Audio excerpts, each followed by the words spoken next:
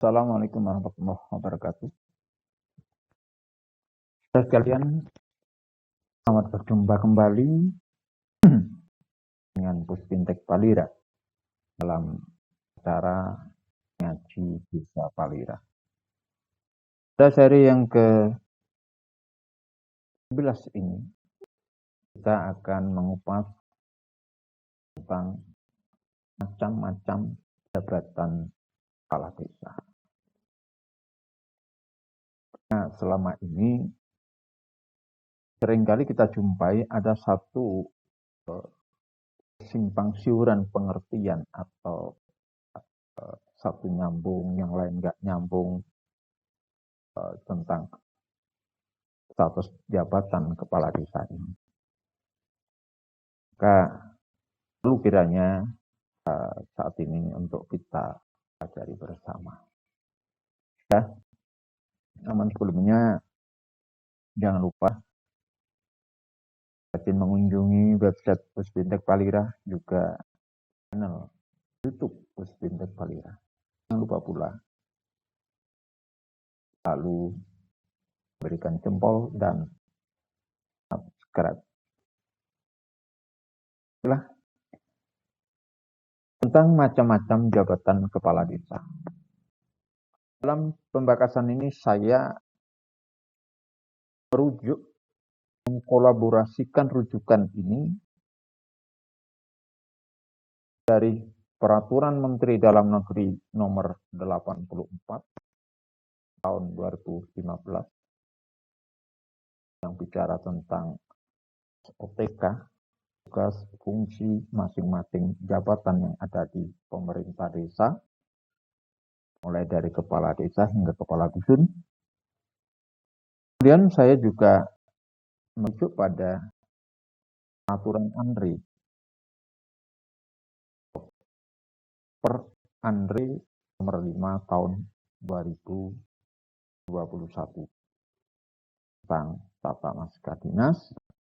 Samping itu, saya juga mengkolaborasikan dengan ilmu tentang tata bahasa Indonesia. Saudara sekalian,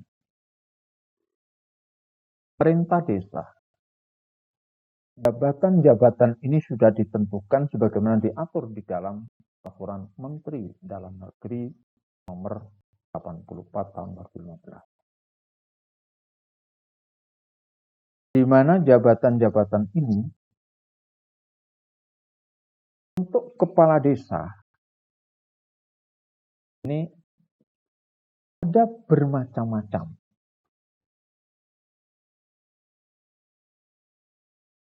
Belum pada perangkat desa yang lain ini ya.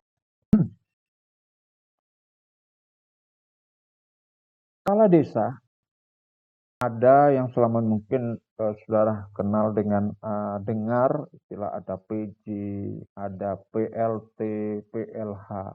Ya, ini seringkali mungkin Anda dengar dengan persoalan jabatan kepala desa. Nah, supaya tidak membingungkan, kali ini ingin saya uraikan satu persatu.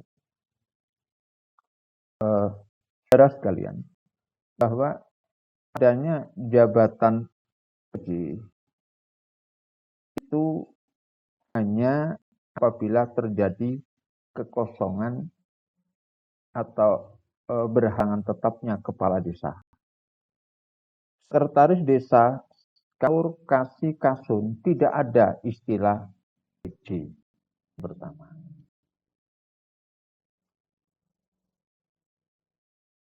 Yang ada istilah untuk mereka adalah PLT.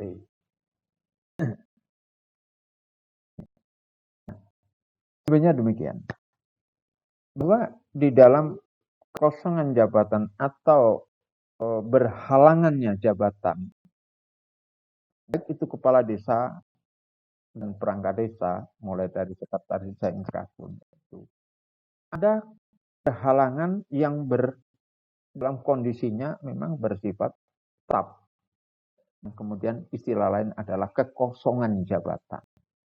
Tapi ada kekosongan ini hanya sementara. Ini yang disebut dengan berhalangan sementara. Nah, untuk berhalangan tetap, siapa yang mengganti? Mengganti adat ini disebut sebelum adanya jabatan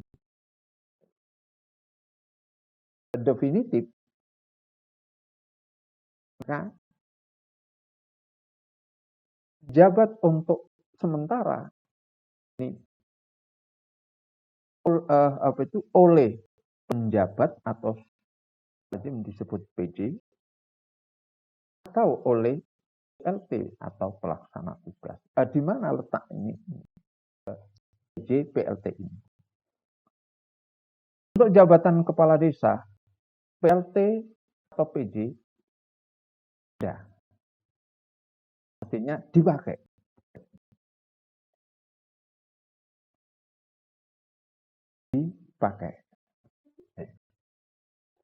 Kita coba ambil definisi sederhana, definisi masing-masing supaya lebih mudah memahami.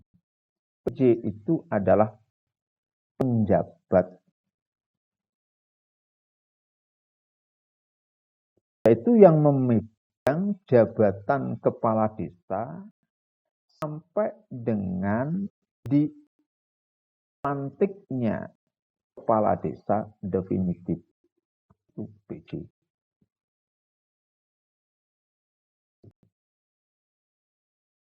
PLT itu pelaksana tugas.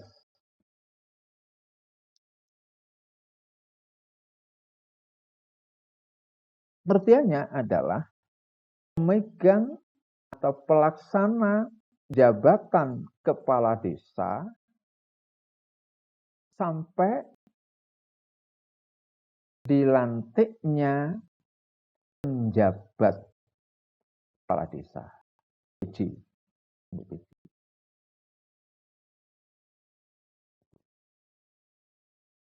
Jadi, kepala desa kita ambil contoh supaya mudah ini kalau dibuatkan contoh itu mudah. Kalau kepala desa itu meninggal, sebelum diangkat PJ, karena PJ ini harus ber-SK, maka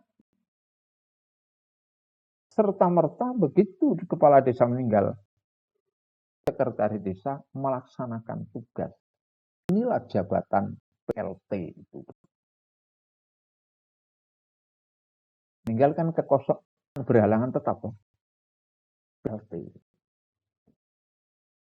Hanya saja ini lama. Karena dalam aturan ini, PLT ini akan menjalankan tugasnya sebagai kepala desa sampai dengan diangkatnya atau ditunjuknya PJ kepala desa atau penjabat.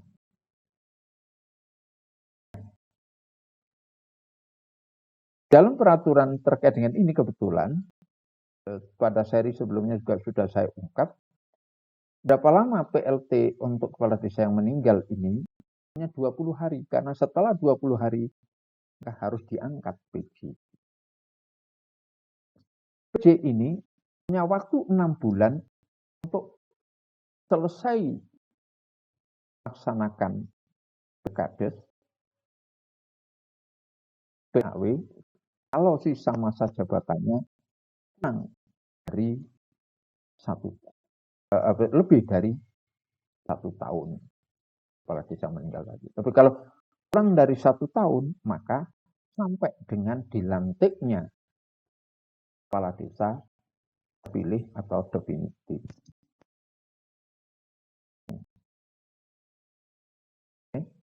Ini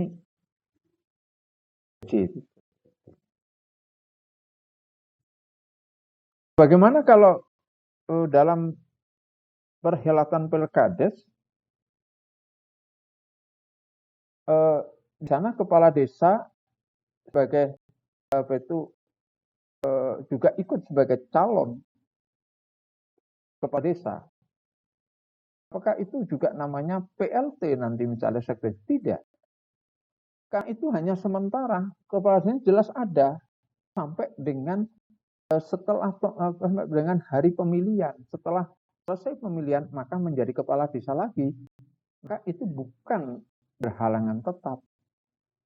Sekretaris desa yang melaksanakan tugas kepala desa yang ditinggal untuk sementara ikut Dusapil Kades itu namanya PLH, pelaksana harian.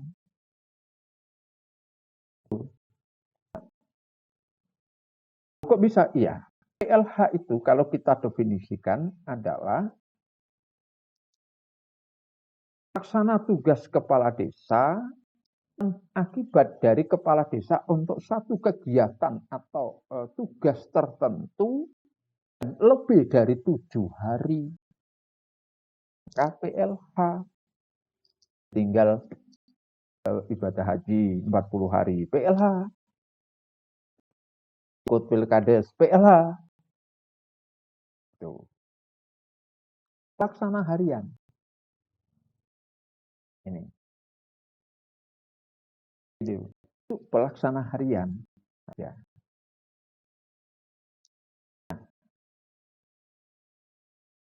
Kalau ditinggal kepala desa itu kurang dari 7 hari, namanya tidak lagi PLH. Tetapi namanya YMT yang melaksanakan tugas. Ini yang jarang sekali didengar YMT ini. Jadi ada 4 istilah. Ada PJ, PLT, kemudian PLH, YMT.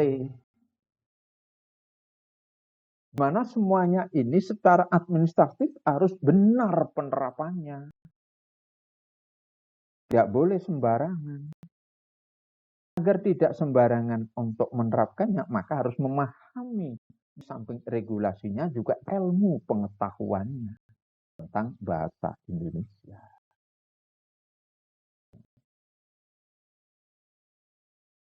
Itu. Nah,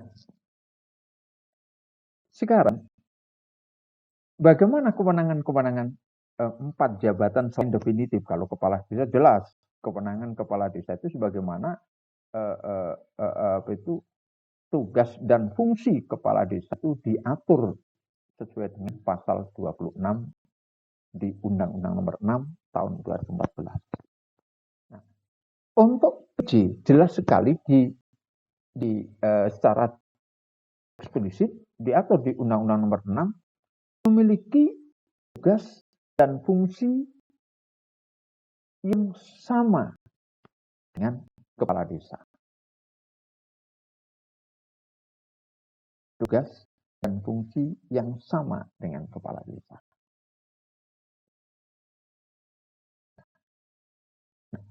PLT, PLH, YMT tidak ada secara eksplisit mengatur sejauh mana kewenangan-kewenangan ini. Saya coba untuk memahami, menelaah yang PLT dulu. PLT ini dalam akronim jika dipanjangkan adalah pelaksana tugas.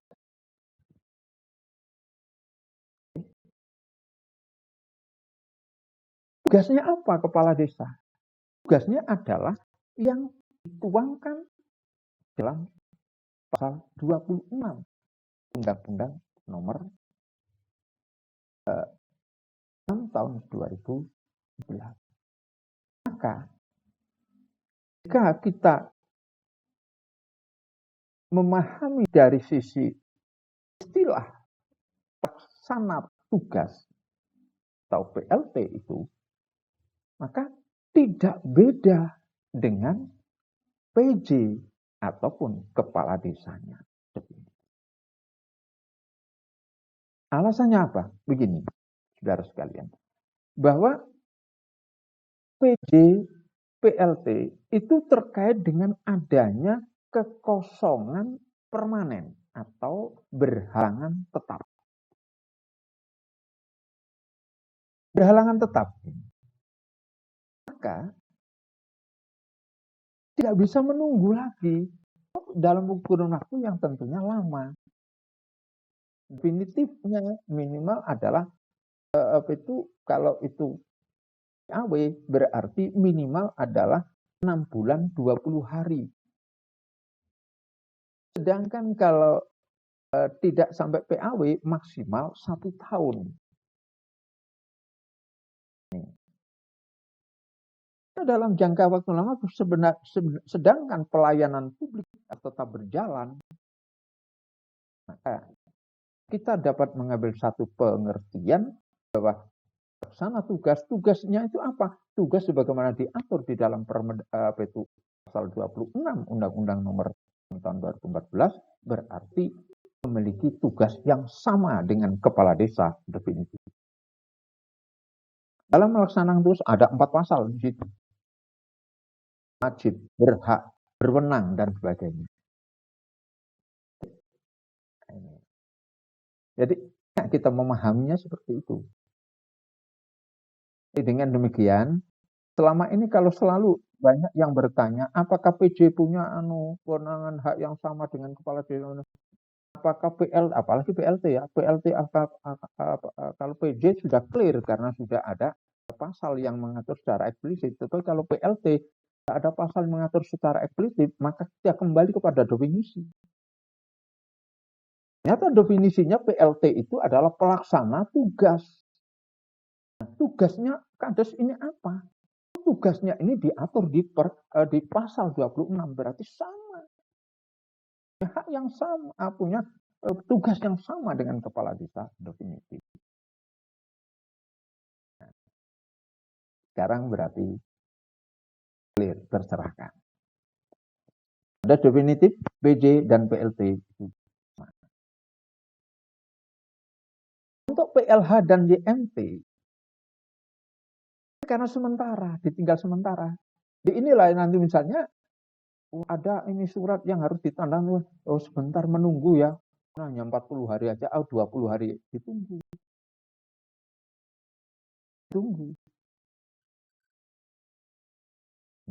Untuk tugas tertentu itu tidak lama, sementara.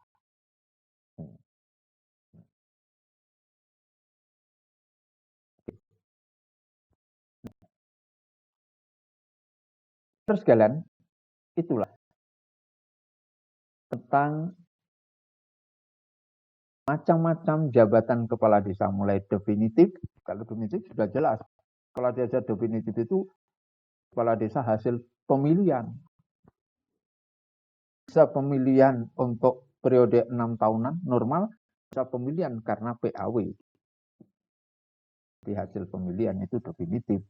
Dan ada PLT, pelaksana tugas kepala desa, dan ada J kepala desa. Keduanya ini manakala terjadi berhalangan tetap.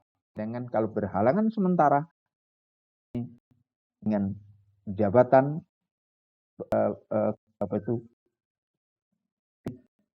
bahasanya yang menggantikannya itu disebut dengan PLH atau YMT.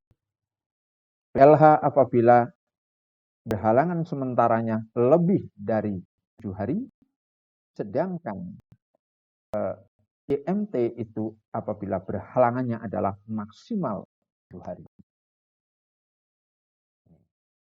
Maksimal 7 hari. Nah, terkait dengan surat, stempel, tanda tangan atau tanda naskah dinasnya ini akan kita kupas pada seri berikutnya. Terima kasih. Mohon maaf. Salam sejahtera. Assalamualaikum warahmatullahi wabarakatuh.